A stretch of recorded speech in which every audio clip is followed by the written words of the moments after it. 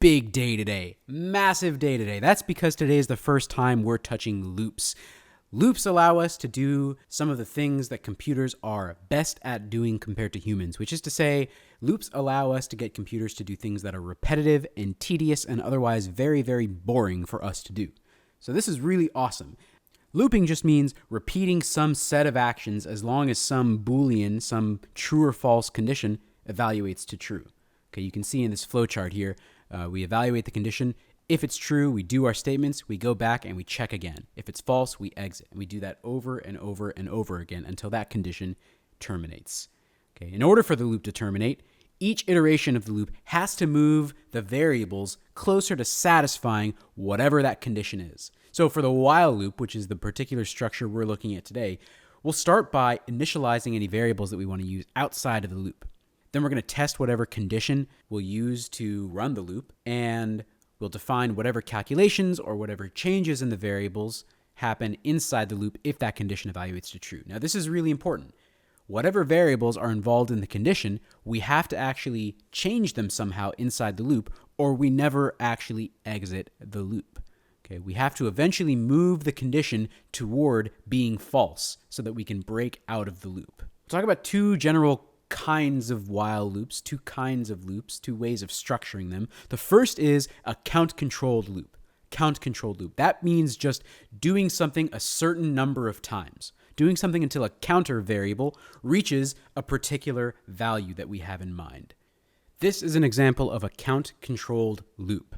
Okay, I want to compute 1 plus 2 plus all the numbers, all the integers between 1 and 100 inclusive. So you can see in our code here, we start by initializing a couple of variables. Sum starts at 0, our counter starts at 0, and the condition we're using as a gate to this loop is making sure that the counter is less than or equal to 100. So as soon as that counter gets bigger than 100, we're going to exit the loop. But until then, we will repeat the statements over and over and over again. You can see that we have an increment statement here, counter plus plus, that actually moves our counter toward breaking this condition. So when we first enter the loop, sum is 0, counter is 0, 0 plus 0 is 0. So that's the sum after the first run of the loop. Then we increment counter, we go back, check our condition. Now counter is 1. Is 1 less than or equal to 100? It is, so we enter the loop. Now, sum plus equals counter. That's 0 plus equals 1. The result is that sum now gets the value of 1. Great. We did the statements in the loop. We added 1 to counter. Now counter is 2. Go back. Check the condition once again. Is 2 less than or equal to 100? It is. So we enter the loop again. Sum. Now sum is 1. Okay, 1 plus equals 2 is going to give me 3. We'll increment counter, go back up to the top and check. Okay, is 3 less than or equal to 100? Perfect. Enter. Keep going ad nauseum until we get to 100. Okay, well, when counter's 100, we come back up to the top, we check our condition. Okay, is 100 less than or equal to 100? It is. So sum is 4950 at that point. We add 100 to it, we get 5050. Then we increment counter one more time. Counter is now 101. We go back to our condition and check. Counter is 101 less than or equal to 100? It is not. So this time, we do not enter the loop. We go to the bottom, print out sum, and the value that gets printed is 5050. If we were now to actually go and print out counter, we would have 101. And that makes sense because we added 1 to counter, and when we got back to the top, we didn't enter the loop, but counter still holds its value. So that's a count-controlled loop. We're saying do this thing 100 times, a certain number of times. Now, a task-controlled loop is slightly different, at least in philosophy. The idea is do something until a certain task is actually accomplished. There's a different feel. It's less about doing something a particular number of times. Here's a great example. Right? We want to find the first number for which 1 plus 2 plus all the integers up to it is greater than 1,000,000. Okay, find the first number that when you add up all the integers from 1 up to that number, the sum is greater than 1,000,000. So we start with a 0 sum. We start with a number 0. And while the sum is less than or equal to 1,000,000, we will add 1 to number and then add number to the sum. Okay, so you can trace through this on your own.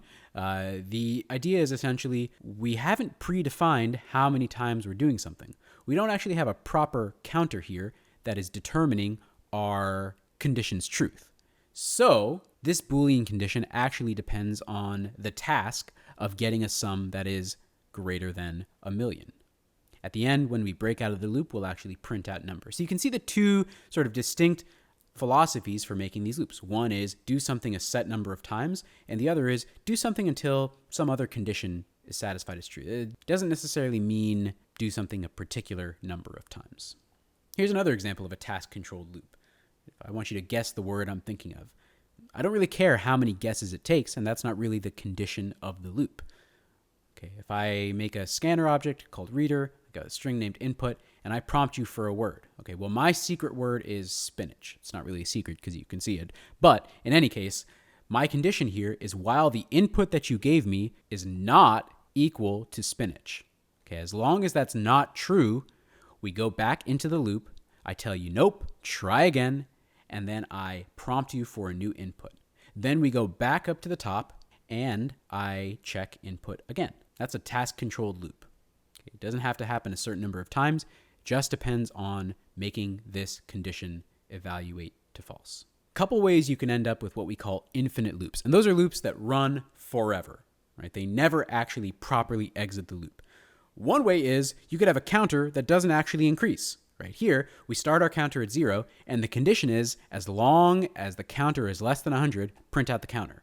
Well, we forgot to increment the counter, and so this loop is going to keep running forever and ever and ever and ever and ever and ever and ever and ever and ever. That's one way to have an infinite loop. Second way is if the condition itself is just always true. So here, okay, we start with a counter equals 1, and our condition is while the counter is greater than 0. Well, we do have an increment. We are changing our counter, but we're not changing our counter in the direction that matters. If counter starts at 1, and the way we're changing it is by adding 1 to it, well, it's always going to be greater than 0.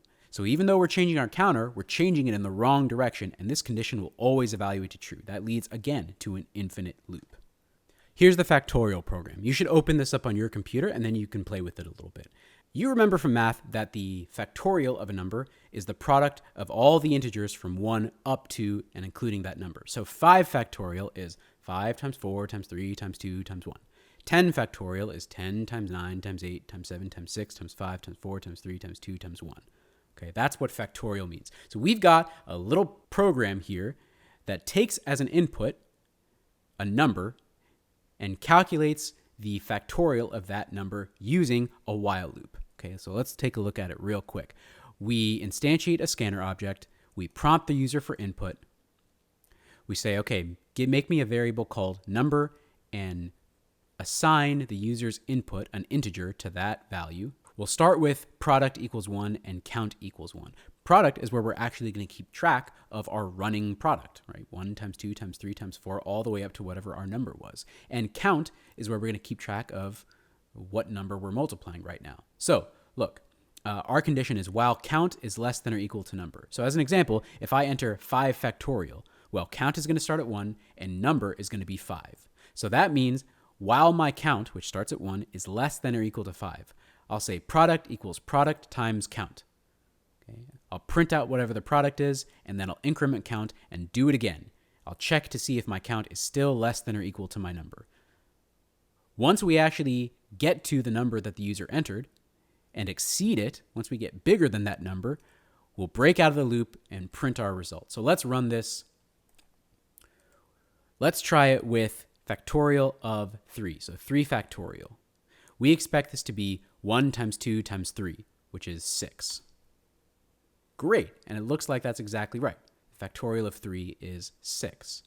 So this variable that's being printed at every step is the running product. Let's try it one more time, this time with a bigger number. So let's try 20 factorial. Wow, 20 factorial got really big. And in fact, it got so big that we ended up with an arithmetic overflow error. Okay, you remember that. That means the value got too big for a 32-bit int to hold. So we got these goofy negative values. Got to be really careful. What if I wanted to modify this so that it printed not just the running product, but the count as well? So let's see. Let's go to this print statement inside the loop, and let's add in some language printing in the counter as well.